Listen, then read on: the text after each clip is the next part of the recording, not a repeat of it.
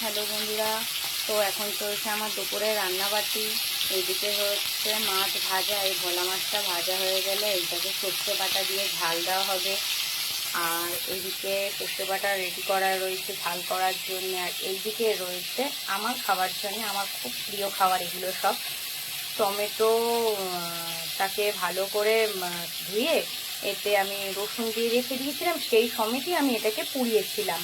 আর এইদিকে রয়েছে পেঁয়াজ লঙ্কা কাটা রয়েছে। এটাকে সর্ষের তেল নুন দিয়ে ভালো করে মাখলে আমার তো এটা দিয়ে সব ভাত খাওয়া হয়ে যাবে। আমি এত ভালোবাসি ভর্তাগুলোকে খেতে। আর এইটার পর রয়েছে উচ্ছে চচ্চড়ি কিছুটা।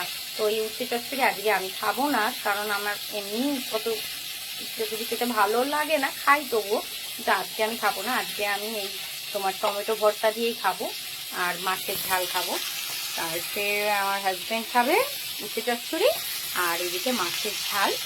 আর ওইদিকে হবে ভাত, এখনো ভাত হয়ে ওঠেনি, ভাত বসাবো এবার। এই হচ্ছে আজকে আমার রান্নার মেনু। তো তোমাদের কি সবার রান্না বান্না কমপ্লিট? আমার তো রান্না চলছে এখন। তো চলো, টাটা বন্ধুরা।